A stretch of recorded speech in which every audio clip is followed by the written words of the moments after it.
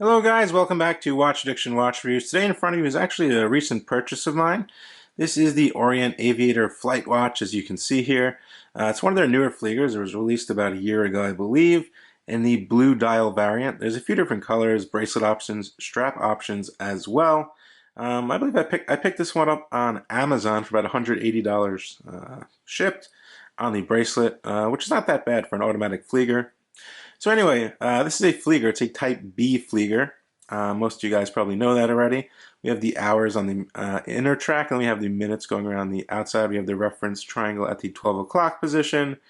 Kind of a homage back to the original Flieger watches of World War II, where bombers used them in aircrafts and such. But now more of a styling, IWC and such has a lot of Fliegers, a lot of other brands, Laco, Stova. I would say that probably the nicest ones are from IWC. I really like those, but it's kind of a letdown. Some of them have SW200s for $5,000. I just can't deal with that. But anyway, getting into this watch, I've been wearing it for about a week or so. It's been running kind of fast, actually. We'll get a little bit more into that. Anyway, some basic dimensions. I actually measured the dimensions with my own calipers. I got 42 millimeters across. I got 11.6 millimeters thick. Lug to lug, we're looking at 49 millimeters. We're looking at 22 millimeters in between the lugs. We get a screw down crown. We get 100 meters of water resistance, which is really nice for a Flieger watch. Most of them come with about 50 meters. So that's one of the main reasons I actually bought this watch. If it had 50 meters, I probably wouldn't have bought it. But it does have 100 meters with a screw down crown and a screw down case back. The watch itself is crafted of solid 316L stainless steel. It's completely brushed. We do get the Orient logo on the crown if you didn't see that. But the case is completely solid 316L steel, brushed all around. You probably can notice that. The brushing is decent. I wouldn't call it luxury, but obviously it's a $180 watch. It's not going to be super luxurious. The crystal, we get a hardened mineral crystal, so you're not getting sapphire on this model, which is kind of a letdown in my opinion. It would be nice to have a sapphire crystal on this model. But one of the things that drew me into this watch was this nice kind of sunburst blue dial, which looks really nice. It's a bit more subtle when the light doesn't hit it, and then when the light hits it, you get that nice ray of blue, almost appearing purple on the camera. I don't know why. But anyway, we get that nice screw down crown. We get an automatic caliber inside with hacking, a quick set date over at the 3 o'clock position.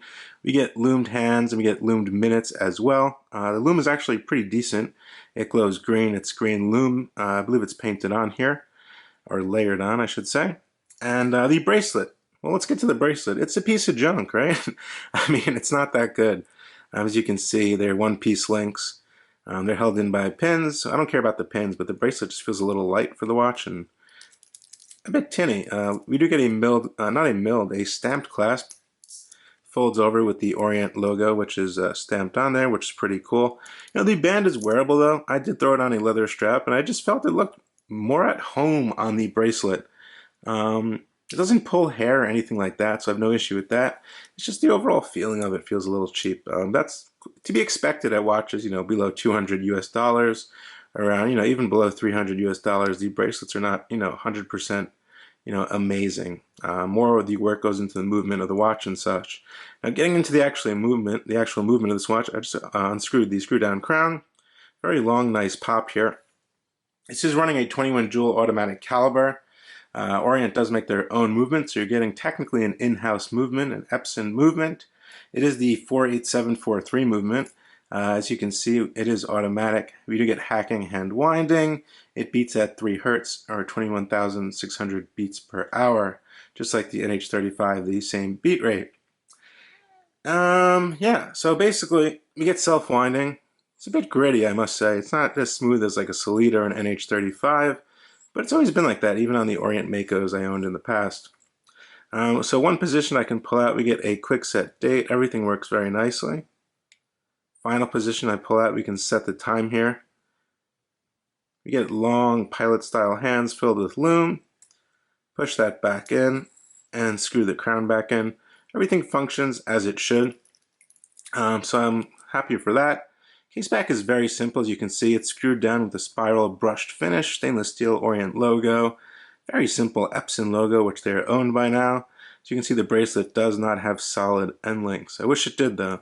But perhaps, some other company will make a nice bracelet for this watch and it'll complete the watch. But yeah, we get that classic design on the watch. I think everything is very neatly printed, which I do appreciate. The Orient logo is applied above Orient printed automatic. Very, very simple. We also do get small text over here, Japan, as you can see there, movement Japan.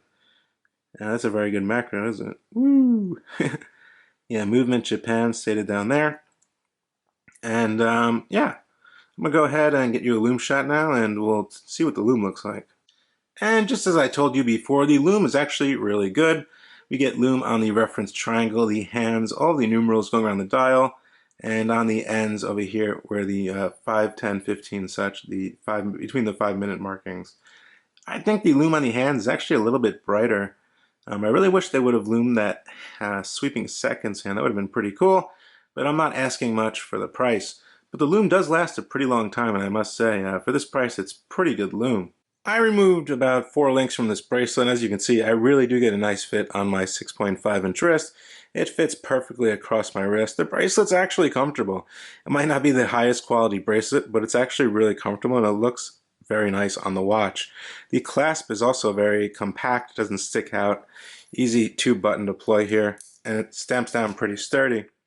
But yeah, very legible watch. You see you get your hours on the inner portion, so you're reading 8:13 right now. Very easy to read. I think they could have made the hands a little longer. Maybe that's just one thing I'd change on this watch. Like I said, I'm not going to complain about the bracelet. I think the movement's great. It has a great looking dial, great Lume. The case finishing is decent. Yeah, I think it's a pretty decent watch overall for the price. Let me get this off my wrist and we'll finish up here. So, there you have it, guys. This is the new Orient Flieger. I think it's a pretty decent watch. There are a bunch of different colors. I'm not sure if I like the black one or this blue one a little bit better. I'm not sure. I tend to like blue dialed Fliegers. Perhaps in the future Orient can make a standard A dial Flieger instead of the B variant, the B type. But I think it looks pretty good. It's good to add to the collection for an everyday automatic watch and one that I can actually take in the pool with me. This does have that 100 meters. And like I said, that was a big deciding factor in buying this watch. So there are goods and there's bads. So, we can't have it all for the price. I wish you could, but yeah, from decent brands, that is the price for what you get. Around $200, you're not going to get everything you want. But yeah, I think it's overall, it was worth the buy. I think it's a decent watch. Let me know what you guys think. If you guys own this watch, let me know what you think.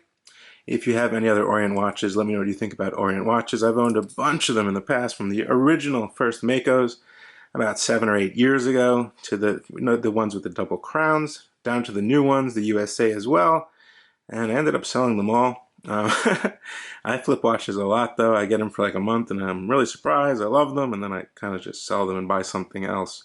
But yeah, let me know what you guys think down in the comment section below. This is Watch Addiction Watch Reviews. Definitely hit that subscribe button if you enjoyed content like this, and I will see you guys on the next video. Take it easy. Bye.